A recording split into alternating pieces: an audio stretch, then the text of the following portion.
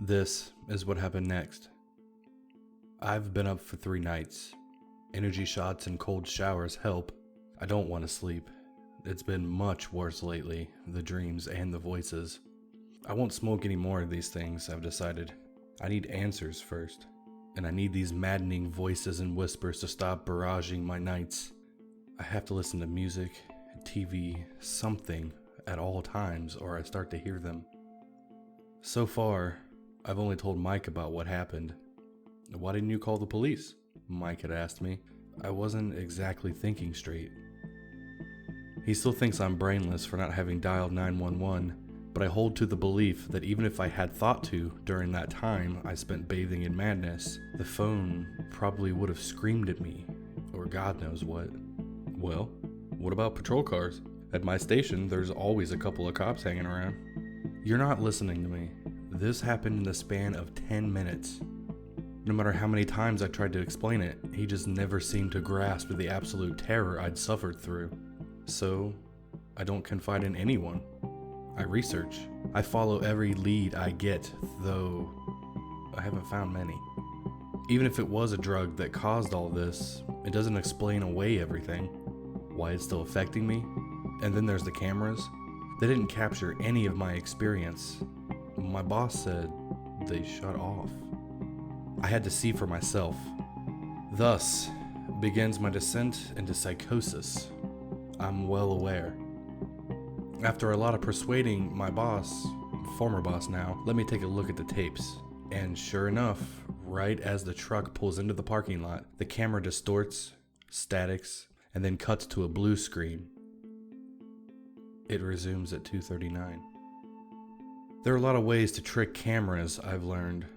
They could have used a jammer, this little device that can block wireless signals, but the cameras at Sunshine America are wired, and everything they record is fed right to the back room, my boss's office. And who exactly are they? Who do I think is responsible for all this? That's the question I've been at a complete loss to answer. Whoever, or dare I say, whatever, did this had no license plate, and I never got a good look at them. I was ready to give up, subject myself to the maddening dreams and the relentless whispers, dreary white noise, when I stumbled upon something 3 nights ago. Onion Master. I wrote off the username as nonsense until I read a few of his articles, which, to me, came off as conspiracy theories. But at this point, I'm reading anything I think might have even a sliver of information I can use. Turns out, he's well versed in this thing called Tor, the Onion router, which provides internet anonymity. Onion Master had a ton of articles, blogs, and videos about something called the Deep Web. From what I understand, the visible web, what I've been using to do all this research on things unknown, is only what we can easily access. The Deep Web is the underside of the iceberg that we call the internet, and Google and Bing can't delve into the abyssal waters. What's down there, under the water? From what I've found, there are databases, city records, archives, stuff that wouldn't need to be accessed practically, but it's what grows in the darkness that got me looking into the deep web.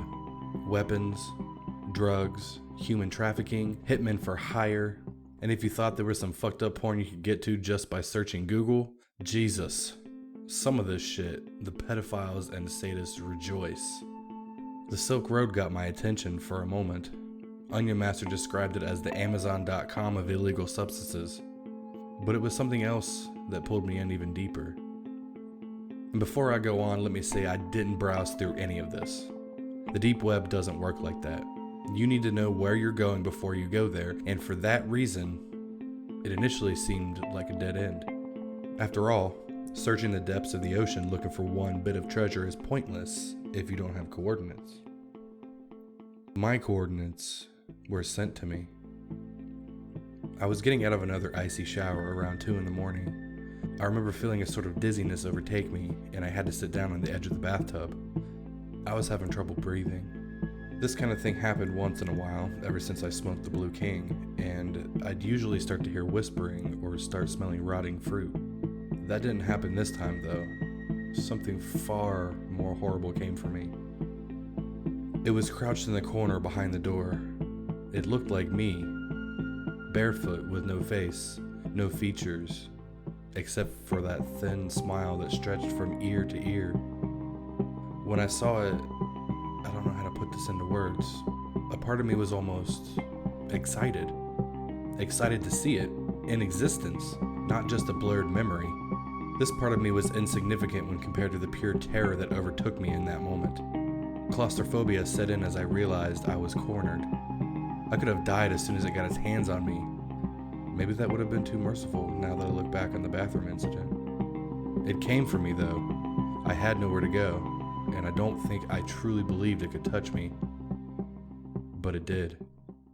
The thing grabbed my shoulders, pushed me into the bathtub. When it leaned in, all I could see was a sickly canvas of flesh where its face, my face, should have been.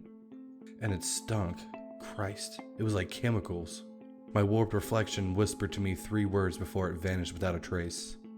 In a voice like my own, twisted with a strange mix of both agony and happiness, it whispered to me, "God must die."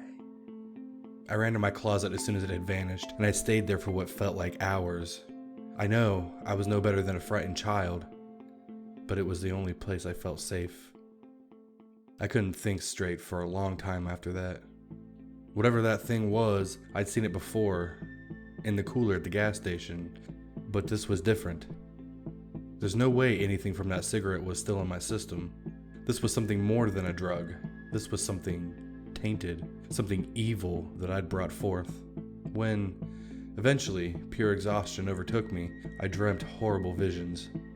I was in a warehouse where headless men and women dangled from chains, and I kept seeing some thin, wide-eyed entity in my peripheral vision.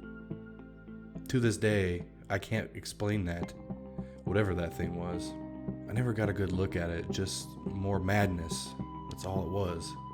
This nightmare seemed to drag on and on and on, and when I finally woke up in my closet, my head was swimming. I checked my phone and found, with horror, that it had been less than 10 minutes since I'd taken my shower. That was the worst part of it, of all of it. No matter what I'd see, hear, or smell, nothing was as god-awful as knowing that there was no quick way to suffer through it. When I found the courage to exit my little haven, I found something that made me want to go right back in and pray, yet again, for an end to all this. My computer monitor was flashing from a pure blue screen to some sort of black page covered with blocks of unstructured white text. It didn't look like a website or a document. It looked like something you'd find on the deep web. The text, I noticed as I shakily took a seat, was all either backwards, upside down, or in some language with characters I couldn't decipher. But a good amount was in English. I tried to scroll down, but the lag was horrible. The picture that eventually loaded on my screen is one that truly hammered the final nail into my sanity's coffin. It was a poor resolution image of a warehouse. People. Headless people, hung from chains, and there, in the center of the picture, I stood, faceless with a wide smile. Beneath the image were the words, in upside-down text, "God must die."